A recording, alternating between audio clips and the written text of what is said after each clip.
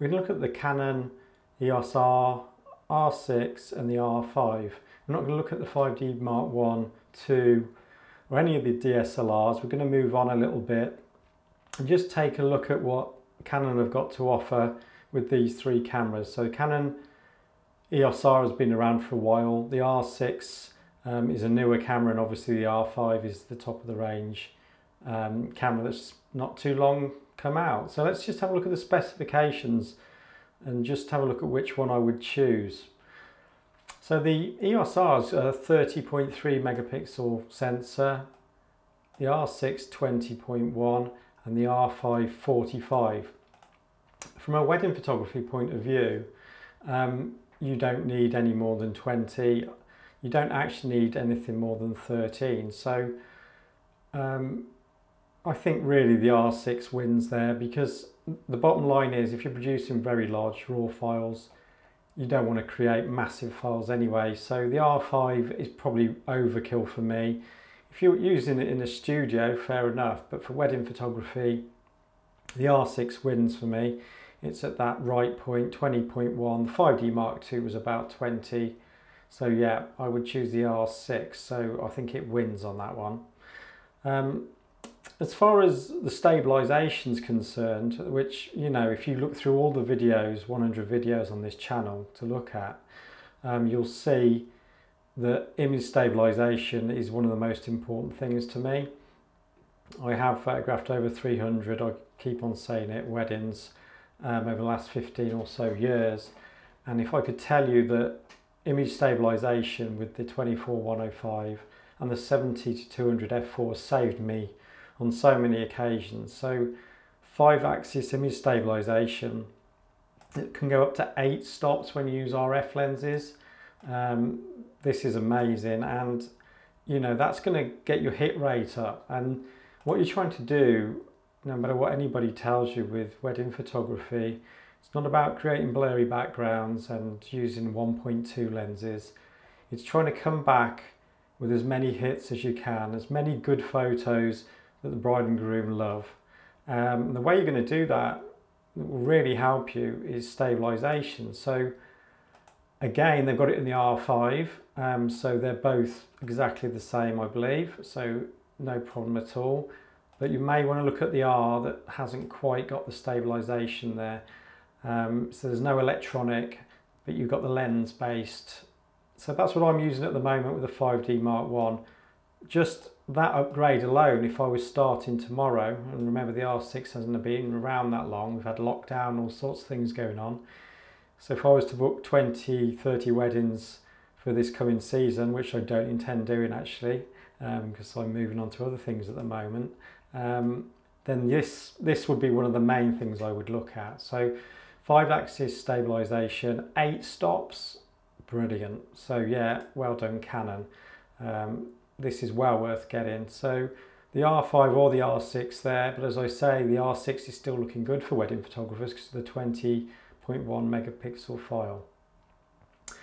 Subject detection, this is an interesting one for me because at the end of the day, center point autofocus, where I'm not using face detection, is the way I would move forward anyway. With weddings, you've got so many faces going on, it's going to confuse the camera. So this has got face and eye with the EOS R. The other two have got body, face, animal, etc.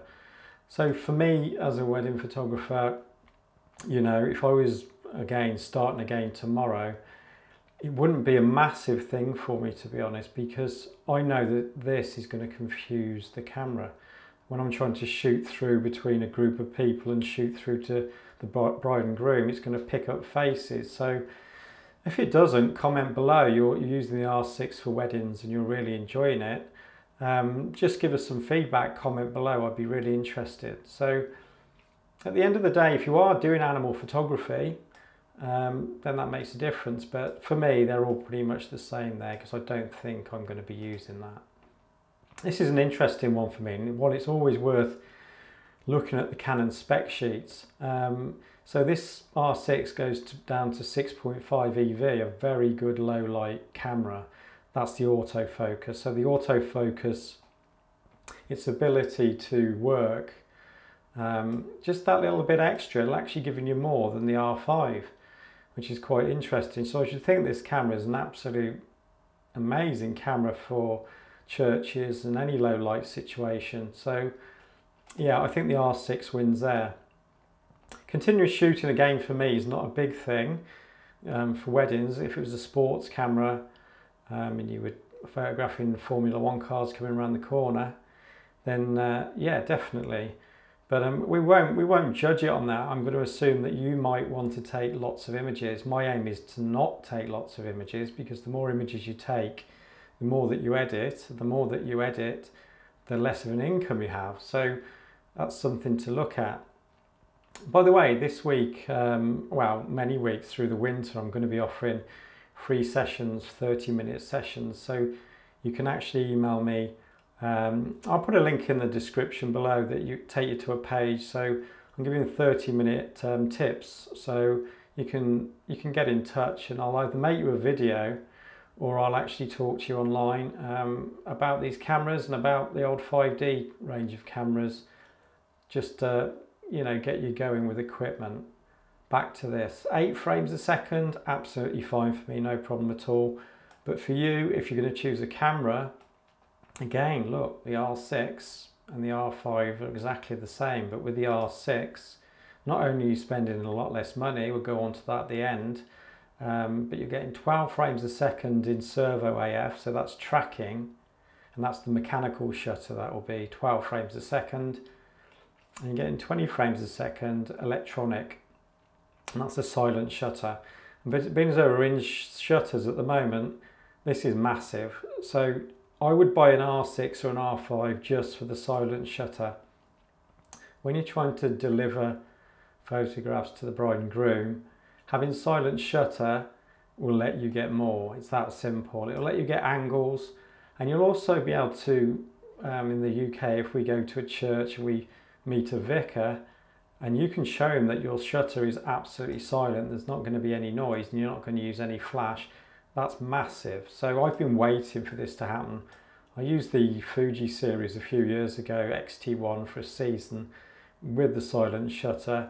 I had to get rid of it in the end because the autofocus was not good enough, and many other reasons, the electronic viewfinder. But silent shutter, brilliant. So there is no silent shutter on the R, so that is a big thing to me. So that pulls me away from the R. I was never actually tempted to buy the R, but I am tempted to buy the R6. As we go along, you'll see why. So silent shutter, 100%. I wouldn't even think about it. The R6 wins. We won't go too much into video, because this YouTube channel is mainly about stills. But for me at the moment, I am getting more into video. You know, customers are actually asking for video. I'm also doing more YouTube videos, obviously, like these. So let's have a look. 4K, 25 and 24 frames a second. Got 60 frames a second at full HD. So you've got 4K at 60 frames a second there. And we've got 8K. Now, excuse me, I have no need for 8K at all. There might be creative reasons why you want 8K, so that you can manipulate the footage during editing, fair enough. But for me, 8K is too much. 4K is well worth having because you can manipulate the footage using effects and be at 1080p. So again, it starts pointing towards the R6. When we had 4K at 25 frames a second, I shoot my video at 25, but the ability to have 60 frames a second and to be able to use slow motion again is a bonus. So just looking at the top row, again, highlighting it all, but the bottom line is I would go for the R6 on this one. You're also getting full HD, 120 frames a second.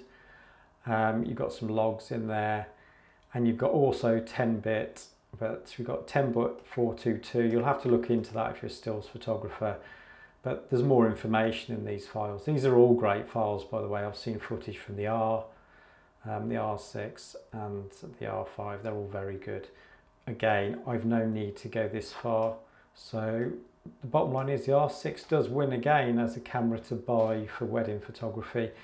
You could quite happily shoot 4K, pull 8 megapixel stills out of it at 60 frames a second.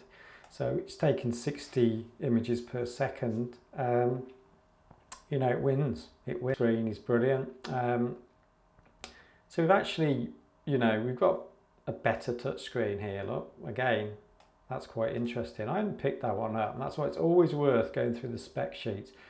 You watch YouTube videos and that's great because you'll find some professional photographers that are using these cameras, but do your own due diligence and have a look. So I hadn't noticed this, but there you go, 20.1 million dot LCD, and it's a 1.62 on the R6, and then you've got two, so you've actually got a better screen on the R5.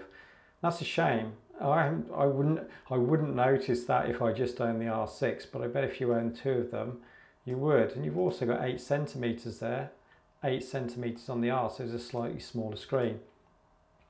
That's quite interesting to me.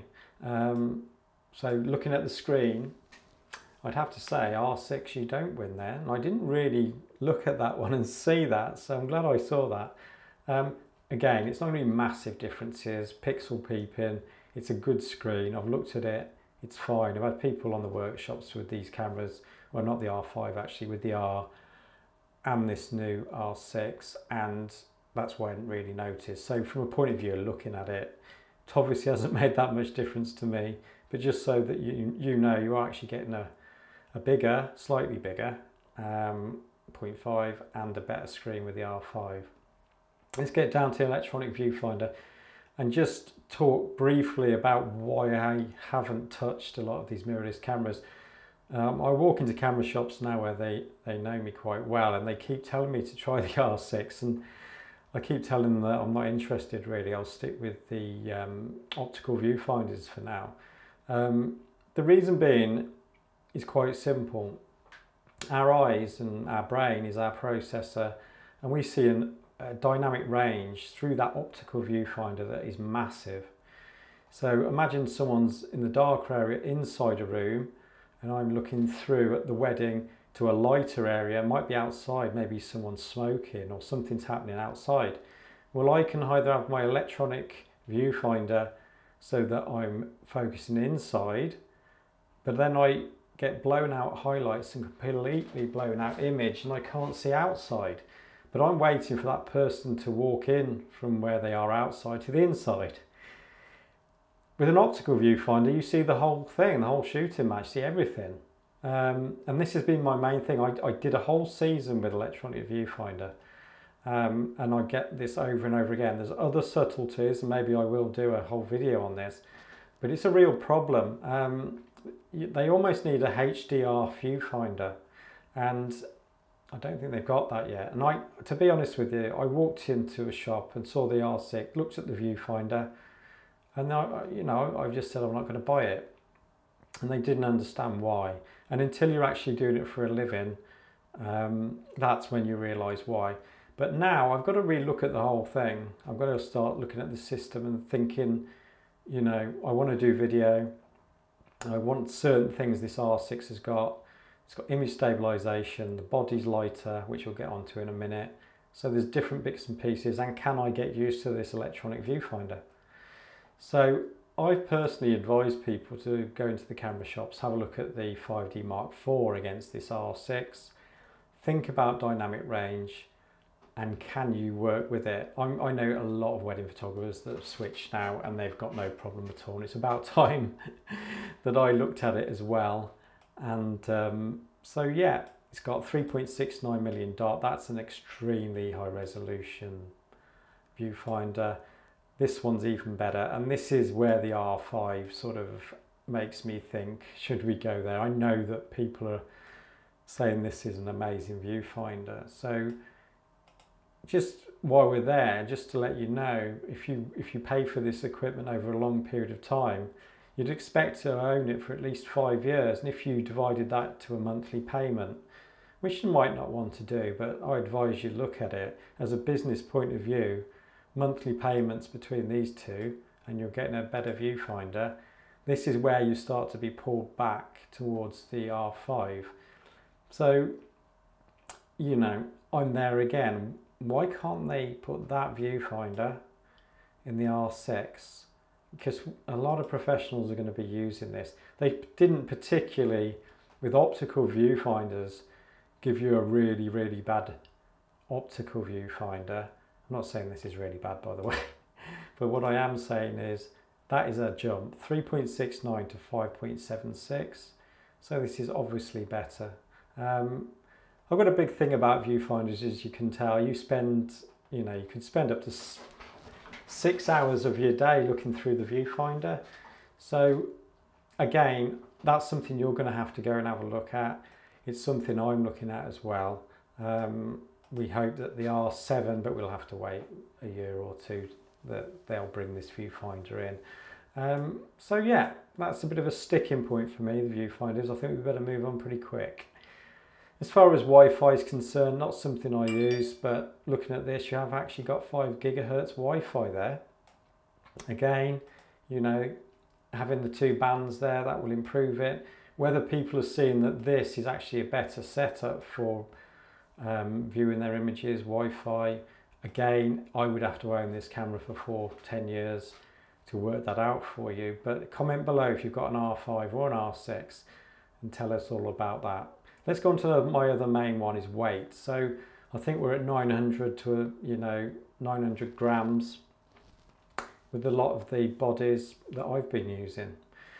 So now we're down at 680 grams, and then we're back over at 738. So let's just take the scenario that you use R lenses. You invest the money and you use R lenses.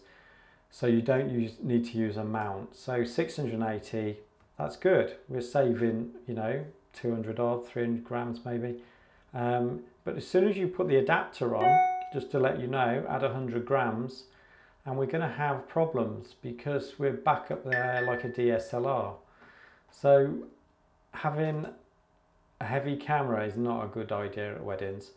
No matter what age you are, I'm a bit older now, but having heavy equipment will wear you down, and it will, well, it'll improve, your performance will get worse as you go along. I can tell you that for a fact. You need to carry a bag, or you need to take someone with you or carry the bag. So this makes a big difference. So 680, I'm really pleased about that. And maybe with the brand new 24 to 105 R lens, that's great. So yeah, good. But we're at 660 there with the R. So the original R, we're saving a little bit. The R5, we're back up there, 738. I don't know why. Probably build quality, and we're probably more plastics here. So well done. I like the R6. It's a good place to be with weight. Card slots is massive. 2 card slots. I personally would not use a 1 card slot camera for weddings now. You're wondering how I managed with all those weddings. The bottom line is, I used to have a good backup system for the first 200 weddings. It was called an assistant, or my wife. And then I went onto the Wi-Fi cards, which I found the iFi Pro. I'll put some links down below, but it's Toshiba now. I got a good system, it worked, but it's not supported anymore. So this is one of my biggest reasons for maybe buying this camera. So we've got 2 card slots, and what I like is they're both SD, UHS-II, absolutely fine. So we haven't got to go out and buy lots of new different cards. Don't like this very much. I don't know why they've done that.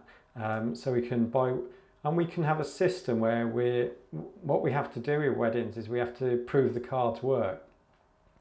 And you will lose confidence in your cards at some point. And you're going to have a system where you can shuffle your cards, and you've got high confidence in the cards you're putting in. So at one point we were using 10 cards, smaller cards, and we were putting those through 1 to 10 as a backup process. And don't think just because you've got 2 cards in the camera you're going to trust both cards, because you probably won't. You're going to need some system that divides the wedding up. So, but the R6 have done everything I want there. So Canon have done brilliant. 2 cards, exactly the same. The data goes onto each one from a photography point of view, not video I have to say, but from a photo point of view, straight on the cards, instant raw backup, perfect. So the R6, brilliant there. As for buying this, no thanks, we won't go too much into that. So again, the R5, not for me. Battery life, so we're using the LPE6NH, and then we're down to the LPE6N. So I think this makes these win again. We've got there, let's just have a quick look through the numbers then. 430 shots, EV power saving mode, we're down to 380. Why can that be? But we are. So that's again shocked me. Power saving mode, LCD, 450, 510. So we need to look at that, 510. Yeah, so until you use it, you don't know. So let's look at an average wedding, 2 battery setup then for me, but for a lot of people who will use these cameras and will be taking a lot of shots to get one that they are going to keep, you could be looking at quite a few batteries here. Again, I'm going to have to look into other people using this against the 5D Mark IV. But you know, 380 shots, it's a shame really. We're looking at vertical battery grip, 2 batteries in I think really, and shuffling them. So that's a brief overview. Which one would I buy? That's the answer. So the answer, that's the question. What did I answer this week? So I had about 4 people who had little 30-minute just sessions this week, just looking at what to buy. They've started their wedding photography businesses, and I told them to buy the R6. And I said to buy that camera and to not use their own money. I said, if you're using your own money to buy that camera, you should be using the money to invest in marketing to get the clients in the first place. So I think some of them were at about 5 or 10 weddings for next year. And the first thing you need to do is to get the clients. So you need to book your weddings first. The second thing you need to do is buy the camera when you've got all the deposits in.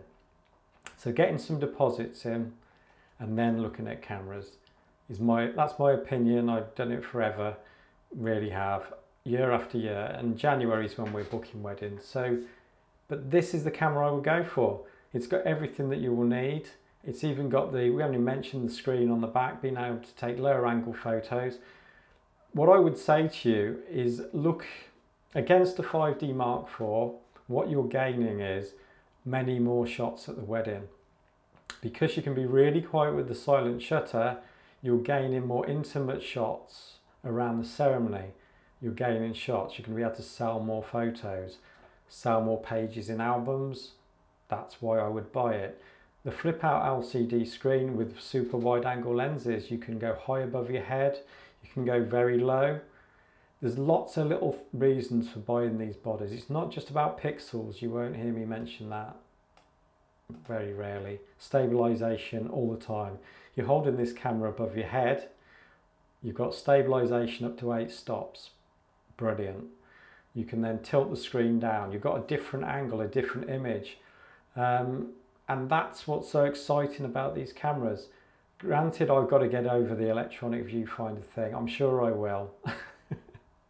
It's going to take some time, but I don't see why they couldn't have done a hybrid viewfinder for us optical fans. But maybe in the future, you never know. I still like optical. We will do another video why I love it so much. But we've got to move on. I think they're not going to make, EF lenses are just going to stop being made. The R lenses are going to carry on. So yeah, the R5, too expensive. Great viewfinder, I'm sure that's great. And if I was doing purely studio photography, that's the one you'd have to go for. But the bottom line is this is a wedding photography tutorial, and I would go for the R6. So there's your decision. That's what I would do. That would be like my new 5D Classic, and I could use that till I was 70. So maybe I will buy it, maybe I'll do some more weddings, but I hope that helps you. Go to the description box below, there's always lots of links, but I'll try and put some sort of resource page together. And and try and get on one of these 30-minute sessions. You might learn a lot in 30 minutes. I can only do 30 minutes each, strictly 30 minutes. But yeah, give me an email. Okay, thanks a lot.